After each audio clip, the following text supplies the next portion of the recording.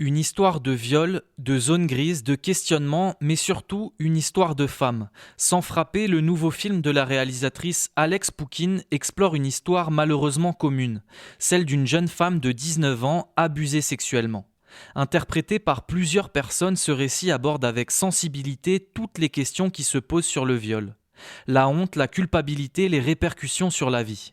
Le récit d'Ada déstabilise, questionne, et c'est ce qui a plu à la réalisatrice Alex Poukine. Le fait qu'elle soit retournée auprès de son agresseur et qu'elle ait essayé de se dépatouiller seule de cette histoire, je pense m'intéresser beaucoup, notamment parce que la première fois quand elle m'a raconté son histoire, je, je, je me suis entendue penser, mais enfin, pourquoi est-ce qu'elle y retournait? Et en fait, j'ai eu assez honte de cette réaction, puisque c'est ce qu'on appelle de la double victimisation, c'est-à-dire interroger le comportement de la victime plutôt que le comportement de l'agresseur. Enfin, idéalement, j'aurais dû me demander pourquoi il l'avait violée plutôt que pourquoi est-ce qu'elle elle y a été retournée. Et je pense que c'est ça qui a fait que j'ai eu envie de faire un film sur l'histoire de Ada. C'était bien avant MeToo, en fait, que j'ai commencé à travailler sur cette histoire. Donc, je me sentais pas, et de toute façon, je pense qu'elle n'aurait pas accepté, de demander à Ada de témoigner face caméra, parce que j'avais l'impression que le public allait être très violent, peut-être lui dire bah enfin pourquoi vous y êtes retourné, ça c'est passé un viol. J'ai l'impression que là on n'est plus tout à fait dans le même contexte politique, que les consciences commencent à s'éveiller, mais il y a 4 ans c'était pas du tout le cas. Moi, ça m'est arrivé, c'est tout petit bout de ma vie, c'est 5 minutes, 6 minutes de conscience. Et donc à un moment, je me suis raconté, bah, je peux bien gommer 5-6 minutes de ma vie. Un récit interprété par plusieurs personnes, par plusieurs voix et par plusieurs profils très différents. Et pourtant, un récit commun et une même sensibilité, une même émotion pour lire un récit qui parle et qui fait écho à tant d'autres récits similaires. L'idée, on en avait parlé aussi avec Ada, hein, c'était d'organiser une sorte de chœur, enfin une harmonique, un peu comme voilà, une chorale, parce que pour moi, en fait, il ne s'agit pas du tout d'une histoire individuelle. Enfin, bien sûr, c'est une histoire individuelle, mais elle s'inscrit dans une histoire éminemment politique. Et quand une femme est violée, il ne s'agit pas en fait de malchance. Il s'agit juste d'une femme qui, dans l'histoire, s'inscrit dans ce qu'on appelle la culture du viol, et plus généralement, disons, le patriarcat. Dire que le viol est organisé, c'est peut-être un peu fort, mais en tout cas, qu'il est largement autorisé et légitimé, oui, je pense que ça, malheureusement, c'est une vérité, quoi. Et du coup, j'ai fait en sorte, en fait, de brouiller, à un moment donné, les moments où on parlait de l'histoire de Ada et les moments où les gens parlaient eux-mêmes de leur propre histoire, parce que, pour moi, ce qui compte, c'est que ce soit une histoire politique.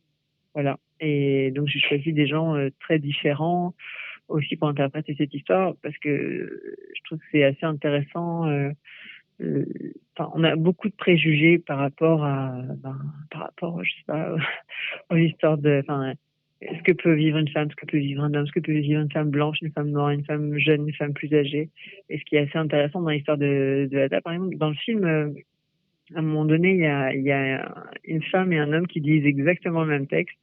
Et souvent, les gens ne s'en aperçoivent pas parce que la présentation, donc une femme noire et un homme blanc, les représentations qu'on a de ce qu'une femme blanche ou une femme noire ou un homme peuvent vivre sont tellement différents que même avec les mêmes mots, c'est pas du tout les mêmes images qui nous viennent, quoi. Et ça, c'était quelque chose que je trouvais intéressant. C'est aussi pour ça que dans le film, il y a des gens assez différents qui parlent. Aux alentours du mois d'avril, je commençais à perdre pied. Et au mois de mai, je switchais complètement. Là, tout foutait le camp. Et je démissionnais en fait. Je détruisais tout. Début mai. Un film qui laisse également la place à la réflexion d'un homme, sur ce qu'il a pu faire, mais également sur ce qu'il se reproche dans ses comportements passés. Je pense même que c'était dans la nuit qu'elle m'a réveillé en pleurant. Et non mais c'est tout à fait vrai, il y a des bouts entiers que j'ai oubliés. Oui, bah oui, je pense que, après, je dis pas, hein, il y a aussi des pervers, mais je pense que dans l'immense majorité des cas, les hommes qui violent ne s'appelleraient pas des violeurs. D'ailleurs, c'est une des raisons aussi pour lesquelles j'ai fait ce film, c'est que quand j'ai raconté l'histoire de Ada à un ami à moi qui est par ailleurs quelqu'un d'extrêmement intelligent, drôle, gentil, tout ce que vous voulez, m'a dit si ça c'est un viol, moi je suis un violeur. sous-entendu, ce n'est pas un viol puisque je ne peux pas être un violeur. Parce qu'on construit, et la personne dans le film le dit très bien, on construit l'image du violeur comme le monstre. Donc personne ne peut imaginer qu'il est un monstre. Or, la plupart des victimes connaissent très bien leur agresseur. Dans 80% du temps, votre agresseur, c'est votre compagnon, votre ex-compagnon, votre meilleur ami, votre collègue de travail.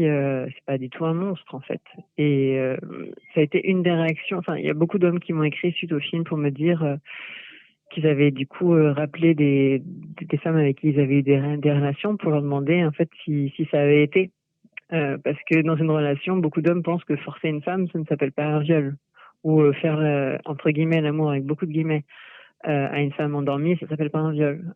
Voilà, j'espère en tout cas que ce film servira à ça, quoi. Un choix fort également au niveau de la mise en scène avec des cadrages et des plans très sobres pour laisser la place à un récit fort et à un film qui dénonce un phénomène sociétal de grande ampleur. Si j'ai choisi de filmer, j'aurais pu filmer, je sais pas, dans un lieu neutre.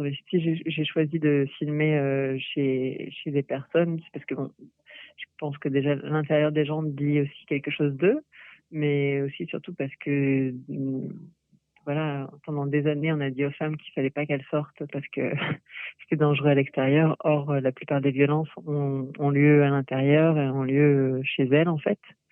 Donc, c'était aussi une façon d'interroger un peu cet endroit qui est censé être un endroit de sécurité qui, en fait, ne l'est pas. Et puis, oui, j'ai l'impression que qui se dit est trop important, enfin est hyper important et que il suffisait, je sais pas, j'ai l'impression que des fois il faut juste écouter et rajouter de la musique. Vu ce qui se dit, j'aurais trouvé ça un peu obscène parce que j'ai l'impression que l'émotion elle est déjà là partout tout le temps et très forte. J'ai pas besoin d'en rajouter ou d'expliquer aux spectateurs ce qu'ils devraient ressentir. J'ai l'impression que tout est déjà là et que les gens sont suffisamment intelligents pour qu'on leur fasse confiance, pour qu'ils sachent ce qu'ils ont à penser ou à ressentir de cette histoire, quoi, de ces histoires d'ailleurs. Voilà, et en ça, pour moi, le film, c'est 3 fois un documentaire. C'est à la fois un documentaire sur Ada et c'est aussi un documentaire sur l'histoire des 14 personnes qui interprètent l'histoire de Ada. Et puis c'est aussi d'une certaine façon un documentaire sur la performativité, puisque j'ai l'impression que les gens changent en interprétant ce texte. Il y a quelque chose qui se passe chez eux, quoi.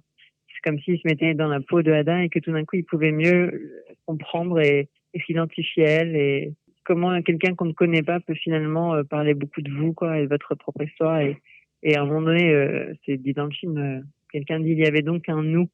Je n'étais plus ni folle ni seule. Et c'est ce nous-là que j'ai essayé de chercher. J'ai l'impression qu'il fallait qu'il trouve un dispositif assez sobre pour que ça puisse exister, quoi.